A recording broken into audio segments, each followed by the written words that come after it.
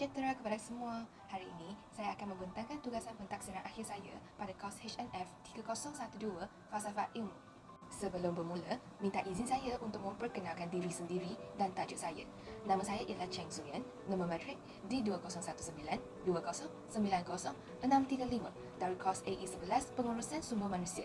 Tajuk yang saya pilih untuk melaksanakan tugasan pentaksiran akhir kos tersebut ialah perbandingan epistemologi antara rasionalisme dan empirisme. Marilah kita bermula dari memahami pengertian epistemologi. Apakah itu epistemologi? Epistemologi merupakan salah satu cabang falsafah yang berkaitan dengan teori ilmu, kesahihan dan pengetahuan. Istilah epistemologi tersebut berasal dari bahasa Yunani, iaitu epistem, yang membawa erti pengetahuan, dan logos bermaksud perkataan, fikiran atau ilmu. Epistemologi tersebut mengkaji sifat pengetahuan, rasional, kepercayaan dan justifikasi. Sebagai tambahan, epistemologi tersebut menghasilkan dua posisi, antara ialah dari ahli empiris dan rasionalis. Seorang empiris akan mengatakan bahawa pengetahuan mesti berdasarkan pengalaman, iaitu pengajaran daripada apa yang kita telah dipelajari selama kehidupan kita.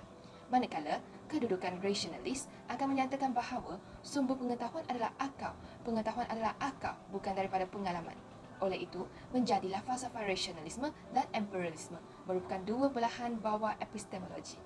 Sehubung apa yang saya memberi tadi, rasionalisme adalah epistemologi melihat bahawa salam akal sebagai sumber utama dan ujian pengetahuan atau pandangan yang menarik untuk dijadikan alasan sebagai sumber pengetahuan atau justifikasi. Secara lebih formal, rasionalisme ditarifkan sebagai metodologi atau teori di manakan kriteria kebenaran tidak sensori tetapi intelektual dan didaktif. Berlainan dengan rasionalisme, empirisme merupakan pemikiran yang mengatakan bahawa akal itu tidak wujud. Bahkan apa yang wujud hanyalah pengalaman deria semata-mata yang menjadikan manusia itu mengetahui dan menguasai sesuatu ilmu pengetahuan.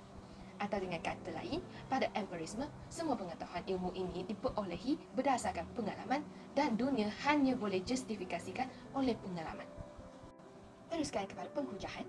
Bermula dengan empirisme, empirisme adalah teori yang mengatakan bahawa pengetahuan hanya datang atau terutamanya dari pengalaman diri. Teori ini juga menekankan peranan lima deria dalam perolehi pengetahuan. Empirisme juga menolak konsep semula jadi atau pengetahuan yang tidak lahir. John Locke, salah satu seorang ahli empirik yang paling terkenal, menyatakan bahawa minda kita adalah batu kosong apabila kita memasuki ke dunia. Mengikuti teori ini, ia hanya lewat mengambil alih pengalaman yang kita dapat pengetahuan dari maklumat. Selain daripada itu, David Hume juga salah satu ahli falsafah yang empirik. Beliau tidak menolak adanya akal apabila beliau membincangkan deria, emosi dan perasaan. Tetapi beliau hanya menerima adakah akal, jiwa atau kebolehan berfikir dan pendalian secara akliah. Seterusnya ialah rasionalisme. Rasionalisme adalah teori yang mengatakan bahawa ilmu pengetahuan melalui sebab, yakin, alasan adalah sumber pengetahuan dan justifikasi. Plato dan Immanuel Kant merupakan rasionalis yang terkenal. Terdapat tiga tuntutan asas dalam rasionalisme dan rasionalis mesti mengamalkan sekurang-kurang salah satu daripada tiga tuntutan ini. Tuntutan ini dikenali sebagai institusi, potongan ataupun konsep semula jadi dan konsep bawahan.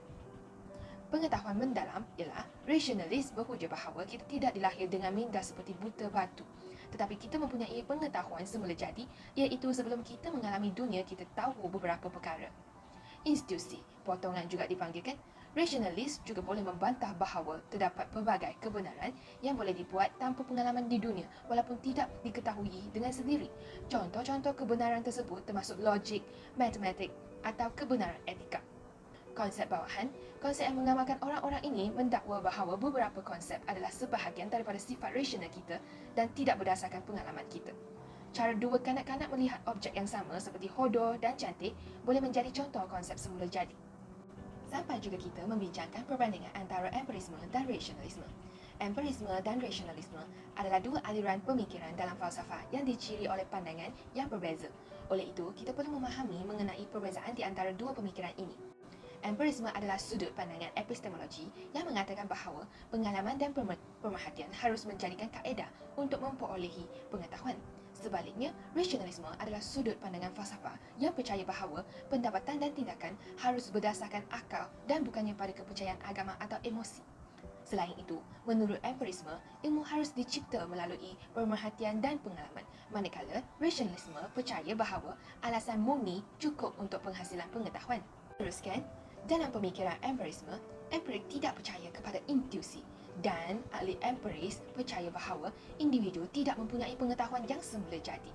Manakala dalam pemikiran rasionalisme, rasionalis percaya kepada institusi dan ahli rasional pula percaya bahawa individu mempunyai pengetahuan atau konsep yang semula jadi. Terdapat lihat contoh ahli empirisme ialah John Locke, John Stuart Mill dan George Berkeley. Manakala ahli rasionalisme ialah Immanuel Kant, Plato, René Descartes dan Aristotle. Bukan sekadar itu sahaja, seorang empiris akan mengatakan bahawa seseorang tidak dapat mengetahui tentang Tuhan dengan akal. Empirisme percaya bahawa semua jenis pengetahuan yang berkaitan dengan kewujudan hanya dapat diperolehi dari pengalaman tanpa wujud Tuhan. Manakala rasionalis akan mengatakan bahawa seseorang dapat memperolehi pengetahuan tentang Tuhan dengan alasan semata-mata. Empirisme akan mengajar bahawa kita tidak boleh berusaha mengetahui kebenaran hakiki tentang Tuhan jiwa dari akal. Manakala rasionalisme akan minta untuk mengikut akal yang murni.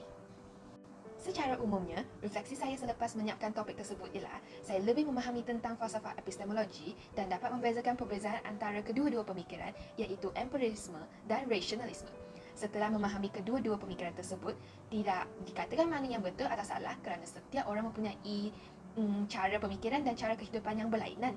Walau bagaimanapun, selepas memahami, saya tidak cenderung kepada mana-mana pemikiran, manakala saya berasa saya merupakan seorang yang menggabungkan kedua-dua pemikiran tersebut. Hal ini kerana tidak dapat dinafikan bahawa pengalaman membawa banyak pengetahuan kepada saya, tetapi kadang-kadang saya juga masih akan mengikut institusi hati saya semasa membuat keputusan. Sekian daripada saya. Terima kasih atas pemerhatian sepanjang video tersebut.